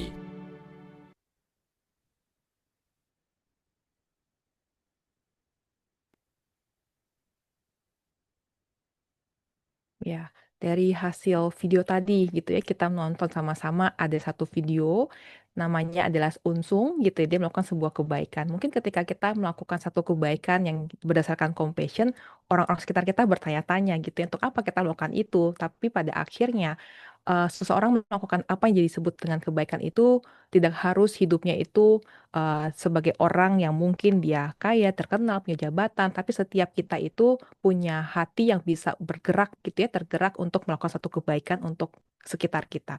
Ketika tadi kita nonton video tersebut, mungkin hati kita ikut tergerak gitu ya, kita merasa ada kehangatan, kita mungkin tersentuh, kita jadi ada rasa ingin terlibat. Nah, itulah mungkin ketika compassion kita menyala dalam diri kita untuk melakukan sesuatu kebaikan. Itu yang mungkin kita sebut sebagai heroik gitu ya. Nah, bukan hanya keberanian ekstrim, tapi ada hati yang kita nggak tahan melihat penderitaan yang ada di sekitar kita. Seperti juga apa yang dilakukan oleh Unsung gitu. Nah, mungkin sebagai satu refleksi bagi kita. Menurut Bapak, Ibu, rekan-rekan, teman heroik gitu ya, apa sih yang membuat seseorang itu berdampak? Apakah ketika kita bisa melakukan banyak hal atau ketika kita punya jabatan, kekayaan gitu ya, atau hidup kita bermakna atau berdampak bagi orang-orang di sekitar kita. Itu akan jadi sebuah refleksi yang akan kita refleksikan bersama-sama. Nah, ketika kita bicara mengenai hidup bermanfaat, artinya ketika kehadiran kita ini membawa ada nilai gitu ya, kita meringankan beban orang di sekitar kita, ada memberi rasa aman, jadi tempat untuk kita berpulang gitu ya, atau membuat hidup seseorang itu lebih manusiawi. Kita bermanfaat bagi orang-orang di sekitar kita. Tentu tidak hanya bermanfaat, tapi kita bagaimana hidup yang kita jalankan ini juga bisa berdampak. Yang artinya kebaikan kita ini meninggalkan sebuah jejak.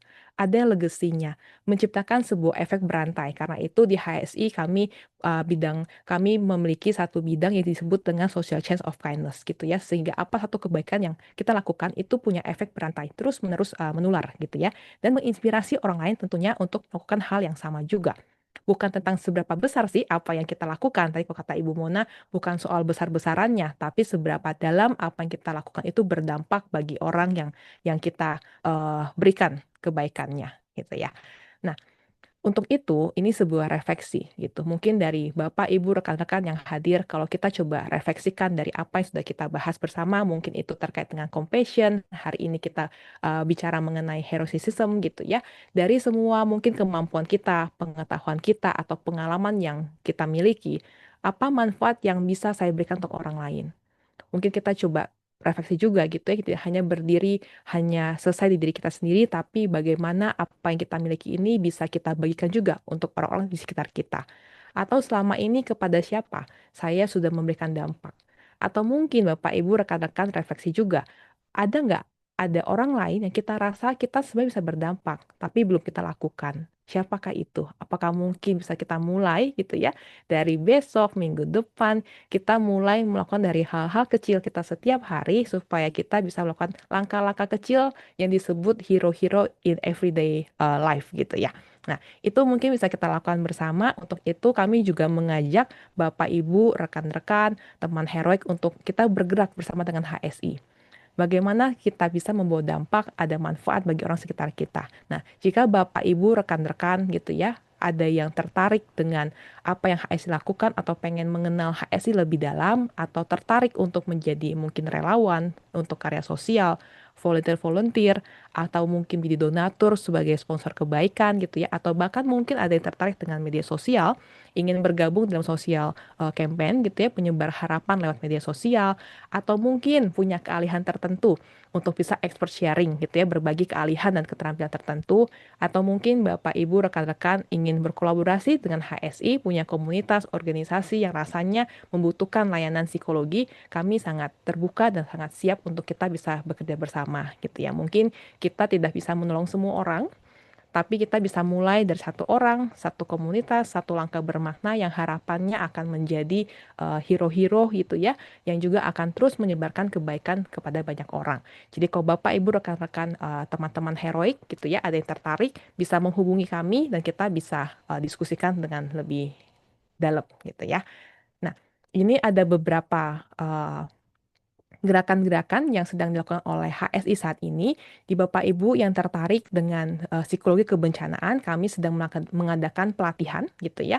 Ini ada di tanggal 6 Desember dan 3 Desember. 6 Desember ini kita akan fokus pada kebencanaan alam. Lalu 13 Desember ini berkaitan dengan kebencanaan sosial. Bapak, Ibu, rekan-rekan yang tertarik dengan psikologi kebencanaan, kita bisa hadir bersama, kita persiapkan diri, karena kalau kita lihat hari-hari ini sudah mulai banyak sekali bencana-bencana yang terjadi di sekitar kita. Entah itu bencana alam atau mungkin sebagai konteks Indonesia sangat rentan gitu ya terjadinya kebencanaan sosial. Karena itu mungkin kita perlu persiapan, kita bisa mempersiapkan diri kita gitu ya, ketika nanti dibutuhkan kita bisa turun sebagai relawan-relawan, mungkin sebagai heroik di dalam psikologi kebencanaan juga. Jadi welcome Bapak Ibu, rekan-rekan, jika tertarik bisa mendaftarkan diri atau bertanya lebih lanjut terkait dengan pelatihan yang kami adakan. Nah, selain itu juga saat ini sedang dibuka support group namanya Shine gitu ya. Ini akan mulai di bulan Februari tahun depan.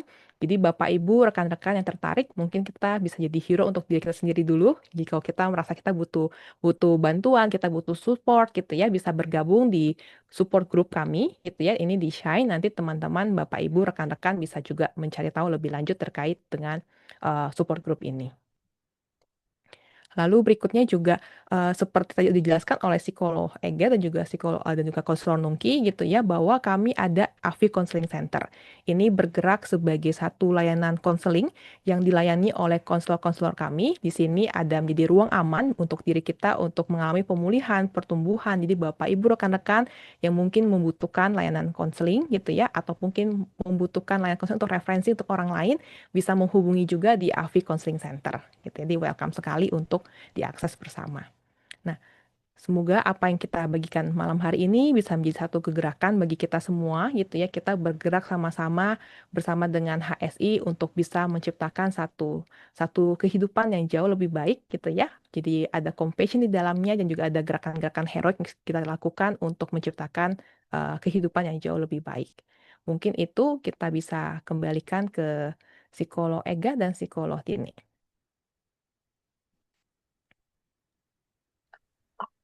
Baik, terima kasih banyak psikolog Cynthia yang sudah mengingatkan kembali gitu ya mengenai hidup bermanfaat, hidup berdampak itu bisa dimulai dari mana saja, dari hal-hal kecil. Mungkin kalau disatukan dengan tadi topik yang sudah dibawakan oleh Ibu Mona, kita butuh keberanian untuk memulai sesuatu ya, Kak Tini ya. Kita butuh keberanian untuk memulai sesuatu dari hal yang kecil. It's okay, seperti yang tadi kindness yang dilakukan oleh Unsung. Menurut banyak orang, ngapain dia melakukan ini? Tapi ternyata itu memberikan hal besar di mana yang tadinya tidak terlalu dilihat, yaitu kepedulian, akhirnya melihat ada perubahan kecil, ada perubahan besar, yang tadinya tanamannya kering, kerontang, nggak ada daunnya, jadi tiba-tiba sangat-sangat lush, sangat-sangat banyak daunnya, sampai hadir kupu-kupu. Itu adalah suatu hal di mana kebaikan, kebermanfaatan, berdampak itu tidak harus langsung besar gitu ya. Seperti yang tadi dikatakan sama Ibu Mona, nggak harus langsung memberikan ratusan juta, tapi dari hal yang kecil itu juga bisa bermanfaat. Wah, keren sekali nih. Ada satu pertanyaan gitu ya, mungkin kita sedikit bahas saja. Mohon maaf kalau kita waktunya jadi molornya cukup panjang, mudah-mudahan tidak terlalu lama gitu ya. Tetapi ada satu pertanyaan dari Bapak Akwari yang pada intinya adalah ada hal-hal yang mungkin sebenarnya niatnya baik, tetapi ternyata menginspirasi tindakan anarkis di Indonesia, gitu ya, ataupun juga di negara lain. Yang satu penuh dengan compassion, tapi di sisi lain juga ada punisher-nya, ataupun ada yang dalam tanda kutip menghukum lah ya.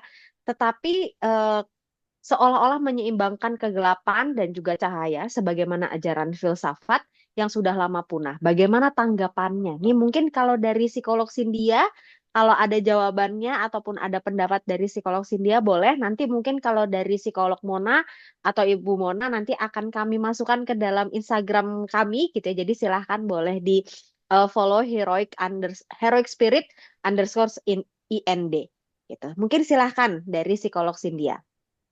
Baik, ini satu pertanyaan yang baik sekali. Mungkin juga kita dalam hati kecil kita juga kita bertanya-tanya dengan konteks apa yang terjadi akhir-akhir ini di bangsa kita gitu ya. Ada satu kegerakan dilihatnya sebagai terinspirasi untuk membawa satu perubahan, tapi apa yang dilakukan juga tidak sesuai dengan mungkin aturan-aturan moralitas yang ada. Ini saya rasa kalau bagaimana tanggapannya seperti yang juga disampaikan oleh Ibu Mona gitu ya, bahwa ketika kita melakukan sebuah tindakan-tindakan yang dianggap mungkin itu adalah heroik untuk membela kebenaran gitu, ini kan dirasa-rasa seperti itu ya, ada ideologi bahwa kita ini sebagai hero, kita ini melakukan satu kegerakan tertentu, tapi sementara apa yang dilakukan ini tidak sesuai. Nah, artinya ketika perilaku hero ini nggak berlandaskan dengan compassion, itu nggak disebut sebagai hero, tapi justru itu jadinya tindakannya agresi, anarkis gitu ya. Ketika itu artinya bahwa hero itu terjadi kalau kita berlandaskan dengan compassion. Karena itu yang kita lakukan bersama-sama. Tentu ketika ada sosial heroisisme yang tadi disampaikan oleh Ibu Mona, ketika gerakan itu mendatangkan satu hal yang baik berlandaskan dengan compassion, mungkin dampaknya akan besar. Tapi juga ketika ini dilakukan secara sosial, secara massal, ada satu ideologi seperti dilakukan, itu juga mendatangkan satu hal yang negatif. Karena itu bagi saya, bagi HSI yang kami berjalan, karena itu kami melakukan langkah-langkah kecil yang dilakukan hari ini dengan tujuan mungkin kita bisa melakukan satu hal kecil yang juga berdampak besar untuk membuat better world gitu ya untuk kondisi dunia bangsa kita yang sedang tidak baik-baik saja saat ini. Jadi harapannya mungkinlah dimulai dari ada 30 teman heroik di ruangan webinar ini, kita bergerak bersama yang harapannya kita bisa membawa perubahan-perubahan, kita yang bisa menginspirasi orang-orang di sekitar kita melakukan satu kebaikan yang itu yang terus-menerus menular, tapi dalam konteks yang memang benar, baik, bermanfaat gitu ya, yang untuk dilakukan. Mungkin itu psikolog Ega. Oke, wah, berarti kita perlu keberanian untuk memulai dari hal yang kecil, melangkah yang kecil-kecil, tapi ternyata itu bisa memberikan pengaruh yang besar. Karena kalau langsung yang besar kayaknya sulit ya, psikolog Cynthia untuk kita mulainya. Oke, terima kasih banyak psikolog Cynthia. Nanti mungkin kalau dari Ibu Mona akan dibahas melalui Instagram kami yaitu @heroicspirit_ind. Nah, sekarang ini sudah di penghujung acara ya, Kartini ya, kita sudah di penghujung Betul. acara, di mana seperti yang mungkin Bapak, Ibu, kakak, rekan, dan juga teman heroik, kita melihat bahwa ada games gitu ya, mungkin di mana untuk mengenal diri sampai akhirnya kita bisa menemukan apa ya namanya, hero kita itu apa sih? Jadi mungkin nanti akan dibantu linknya gitu ya, silahkan untuk diisi. Sebenarnya ini adalah tes MBTI bagi rekan-rekan yang mungkin sudah tahu hasil MBTI-nya gitu ya. Boleh disimpan dulu karena nanti kami akan menunjukkan gitu ya kalau hasil MBTI-nya apa, hero-nya apa.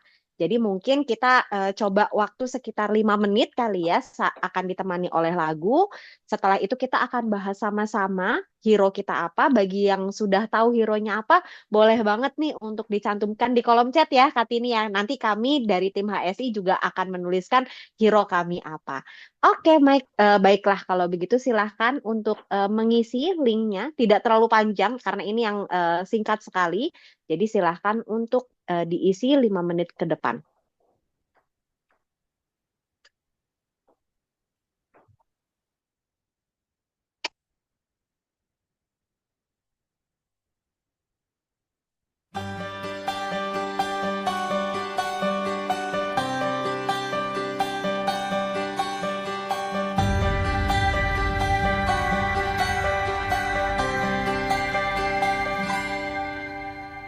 Andaikan aku bisa melayang jauh, berteman langit lepas. Terkadang kita lupa dunia ini tak akan selamanya menunggu kita menaklukkan ragu, beranikan diri. Kan ku kejar mimpi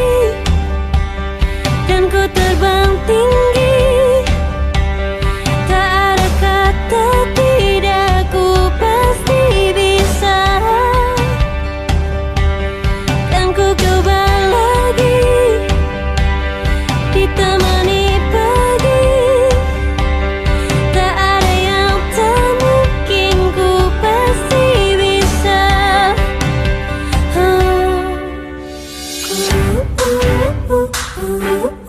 Bisa. Bisa. Bisa. Terkadang kita lupa dunia ini tak akan selamanya menunggu kita menaklukkan ragu, beranikan diri. Kan ku kejar mimpi,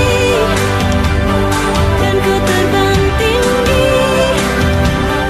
Tak ada kata tidak, ku pasti bisa. Kan ku coba lagi, ditemani pagi.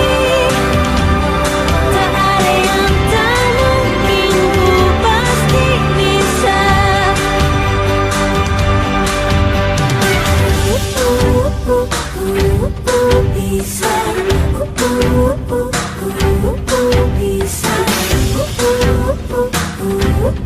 Bisa. Bisa. Kan ku kejar mimpi, kan ku terbang tinggi. Tak ada kata tidak, ku pasti bisa.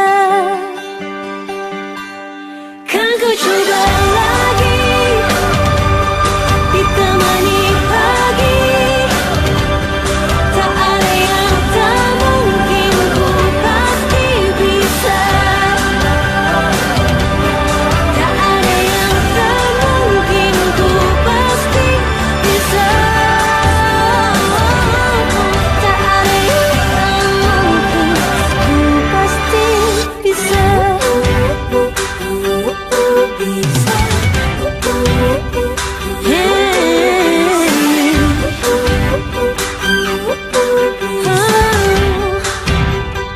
Ku pasti bisa.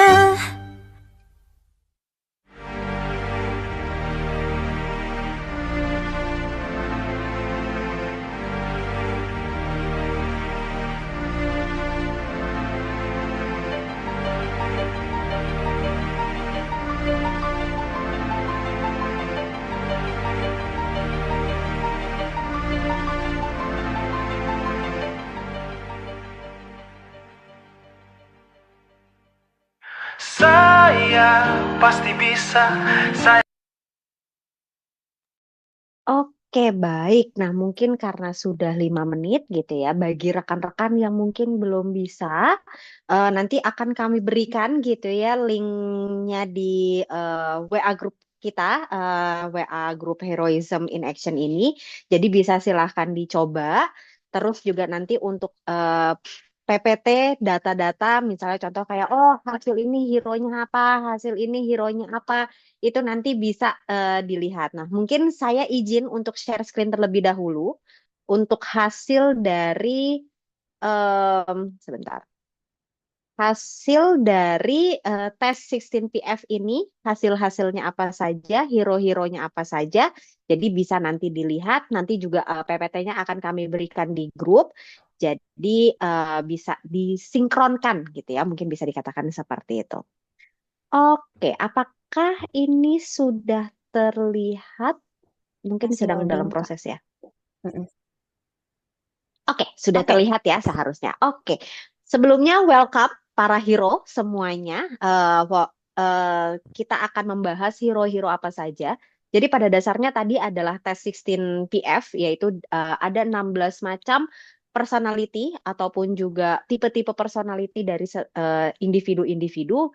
kadang-kadang ada perubahan, tapi biasanya perubahannya tidak akan ekstrim ataupun berubah semuanya gitu.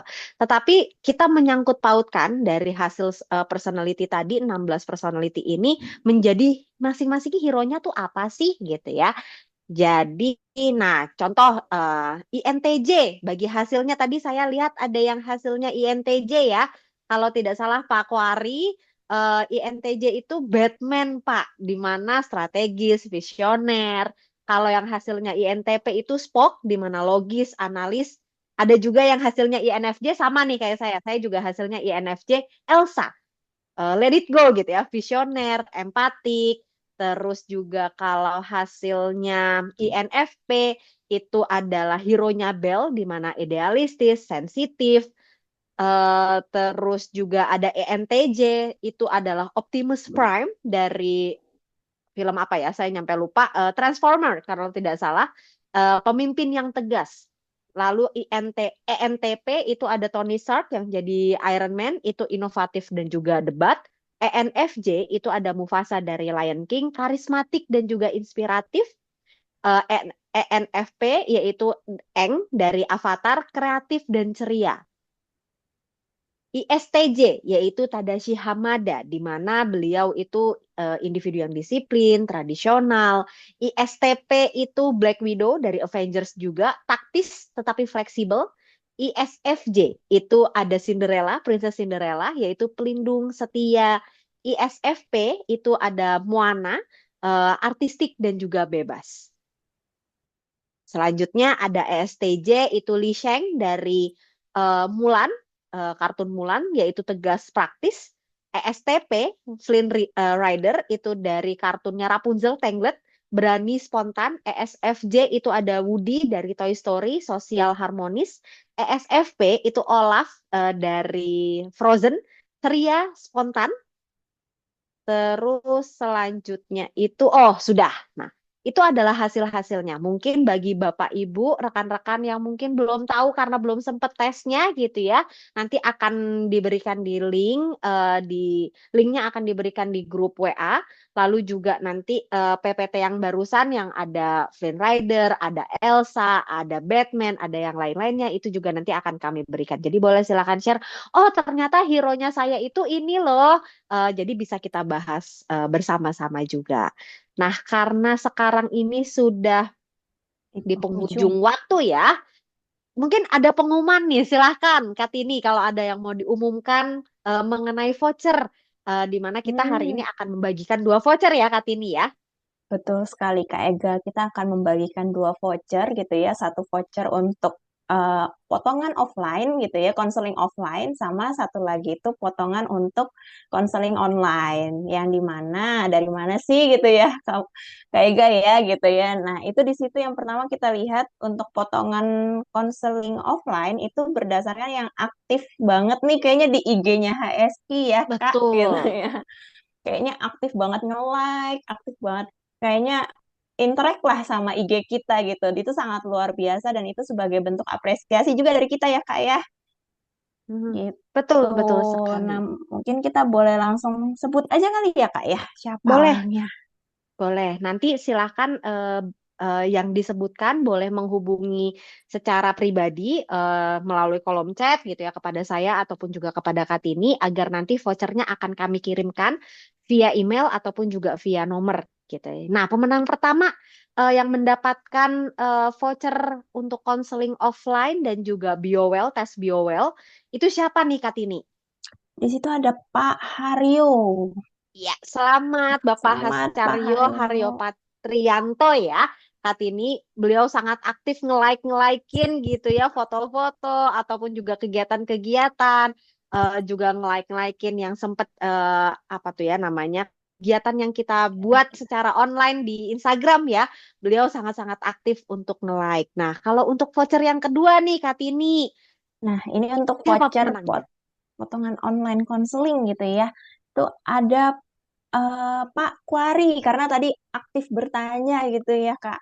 Gitu. Itu luar biasa sekali gitu ya. Ternyata sangat menyimak dan sangat apa ya, merefleksikan gitu ya dari materi yang diberikan hari ini. Tapi tentu teman-teman heroik yang lain juga tidak kalah keren ya gitu ya, juga ikut aktif gitu. Oke, paling itu untuk pengumumannya untuk dua pemenang boleh nanti silakan hubungi kita gitu ya, hubungi tim HSI gitu ya. Nanti untuk kontaknya atau bisa juga di dalam grup webinar kita gitu kan ya. Nanti boleh hubungi nanti untuk bisa kita kirimkan vouchernya melalui email seperti itu.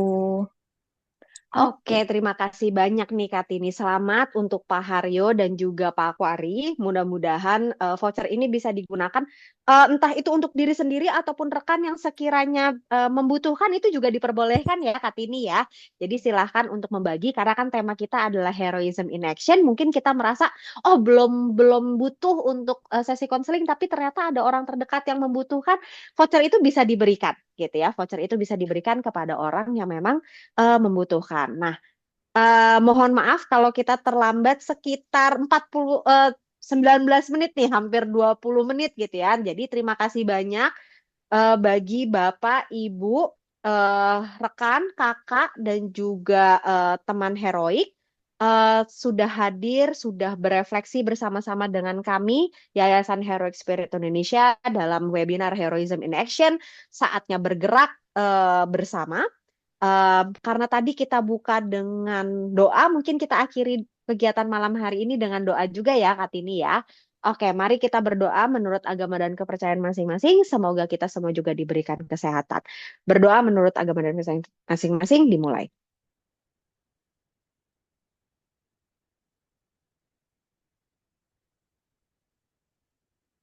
Berdoa selesai.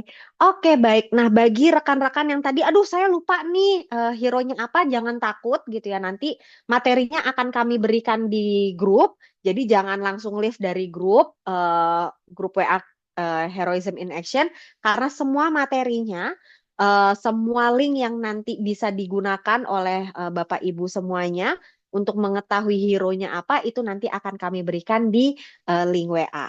Kalau begitu, terima kasih banyak untuk Bapak Ibu semuanya yang sudah berefleksi, menyimak, dan juga hadir pada malam hari ini. Senang bertemu dengan Bapak Ibu, walaupun secara online, mudah-mudahan kita bisa sesegera mungkin bertemu secara offline ya, Bapak Ibu dan rekan semuanya dalam kegiatan lainnya di Yayasan Heroic Spirit Indonesia. Selamat malam, selamat beristirahat. Selamat untuk menjalankan harinya di besok hari. Sehat selalu. Sampai jumpa. Sampai jumpa semuanya. Terima kasih, selamat malam. Selamat Terima malam. kasih.